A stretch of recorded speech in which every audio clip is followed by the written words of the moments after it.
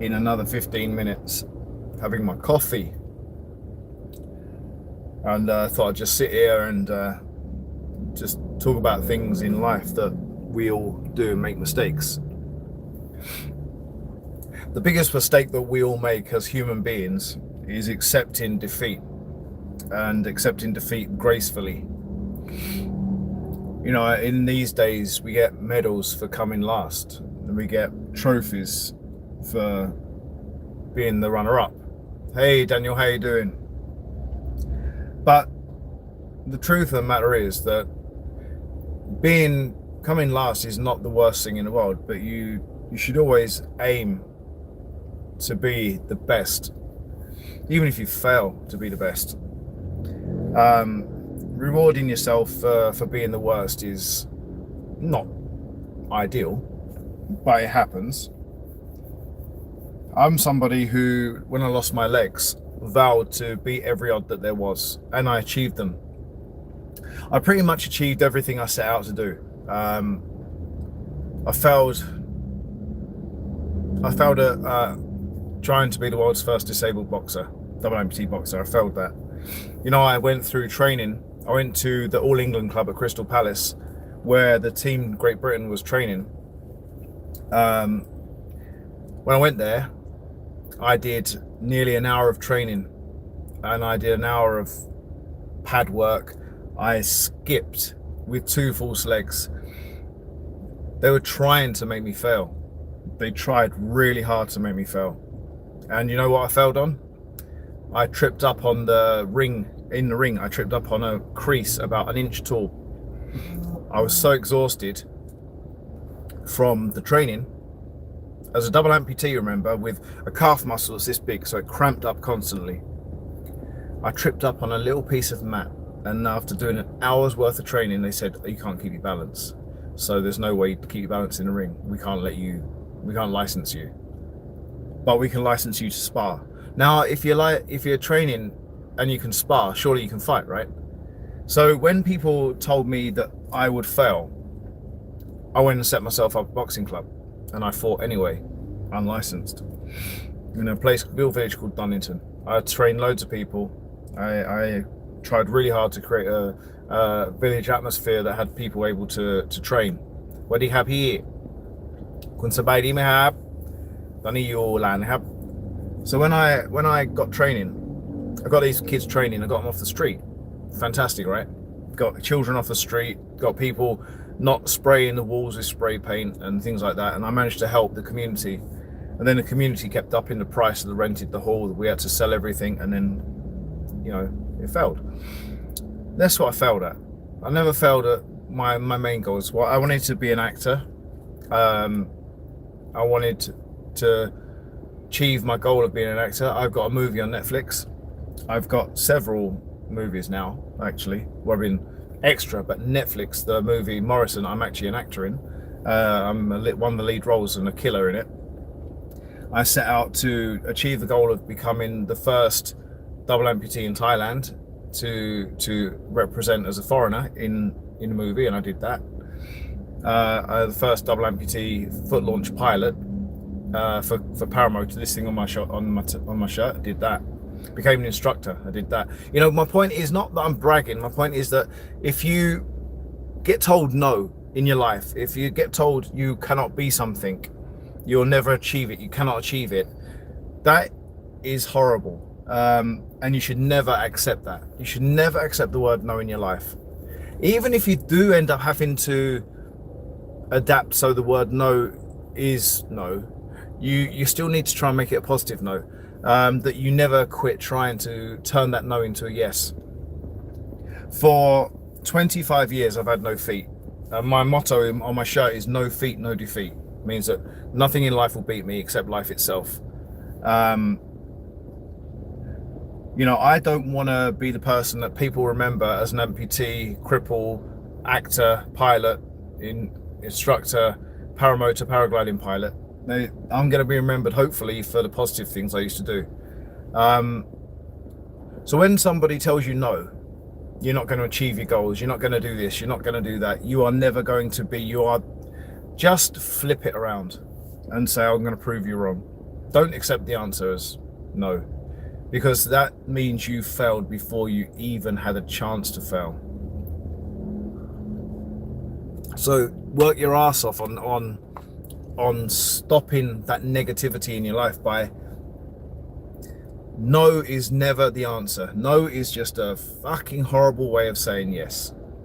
If somebody cannot say yes to you, you have to figure out why they said no, and then understand that that person in your life has so much negativity and you don't need it, and then turn their negative energy into a positive. No one told me that I would achieve what I did, and I did it. I learned to speak Thai fluently. I can read Thai. I learned to walk. I learned to run again. Hey Brooklyn, how you doing? I managed to flip everything in my life around, and I left UK to move to Thailand 22 years ago because the UK was just too negative for me. I needed a rebirth, and when I lost my legs 25 years ago, I was married to a wonderful English lady. I got 2 amazing children that I love with all my heart, but the problem was she was too negative for me. I wanted to do a lot of things and she wouldn't allow me to. I'm not talking about anal sex, by the way, although she never let me do that either. And my point is that when you're told in your life that you cannot achieve your goals by the person you're with, then you're already negative, and that was never going to work for me. So I moved as a new double amputee to the furthest point I could think of where I could still get home if I had to. Where I had to learn to speak, learn to read, learn to write. I learned to walk, I learned to run, I learned to fly. It was the best thing I ever did, was move abroad, because I knew nothing. I was literally reborn. I had to rebirth myself as an amputee.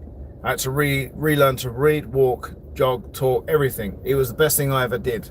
And I cleared myself of negative stuff because I was able to start again. I could reinvent myself as somebody incredibly positive. And that is the key thing in life. If you get told no, and you get told by the person that loves you the most that you aren't going to achieve it, that how much they really love you. You know what I mean? So, because my wife and me, we have this very, very famous, just behind this is my business there. We have a very famous business called Captain's Corner Burgers. Hello, Adan Puente. We're incredibly famous. It's what made me get 5 documentaries about my life over here. I mean, I've achieved it because of this business. My wife is quite negative, but I've managed to help her turn positive things as well. But if all you get is negative things in your life, you don't really have a way of turning them around unless you yourself can stop the people around you being negative. So my advice on life is don't accept no, never accept no, never ever accept last place, but know that it can happen. Don't reward yourself for coming last. My wife, she's a bit different now. I never reward her. She always comes last. But if you really believe in life itself and how much you want to achieve in life, you have to stay positive. And if you allow people to bring you down, you're going to be forever down. You might as well be the sole of a shoe, because you got no chance of being above unless you picked up, right? Just take life as it is. Enjoy the freedom of life, but also understand that you as a person was a winner and always have been a winner. And you know how this works is my philosophy, and it's been fact for life that I've always said. I've said it in all my TV shows, TV adverts, TV documentaries. We were the sperm that came out. We won that race. We go to bed. We never know if the next day we're going to wake up. So we go to sleep not knowing. We wake up. So we won. We eat food. You can choke on food, you know. You can die from eating food. Every day we eat. We don't think about it. So we win. We drink water and go down the wrong hole. You can choke. We win. We can drown from ourselves. You can walk down the street, have a heart attack. Can't change that. We're still alive here. We're still now. Every day we beat life. The only time you are a loser is the day you die. That is the only time you're a loser. You know, there's people that I know that got cancer and they're suffering a lot. And I always say this one thing to him: cancer won't ever beat you. You're never going to lose to cancer, because cancer will die with you. So you won't lose that battle. When people say I lost the battle with cancer, they didn't lose, they drew. They actually never lost the battle, because the cancer can't survive unless the person survives, because it's a cell. It needs to breathe, it needs to eat. So when I talk about things like that, you know, at worst, you may have lost your battle with life, but you never lost your battle with cancer. The whole time you drew. You never ever let cancer beat you, because your body died, not the cancer. Cancer never killed you. Your body gave up. So you don't die from cancer. Your body dies from not being able to continue because it's too much of it. So, but the cancer will just ebb out. It'll die with your body. So no one ever dies from cancer. They die from their body not being able to cope with it, but they also beat the cancer because the cancer dies with them. So it's not always a bad thing. Anyway, that's my philosophy on life. It's how I've been all my life since I lost my legs, that nothing will ever beat me. Take care. Peace out. I've got to go do my business. Take care, everybody. Bye bye.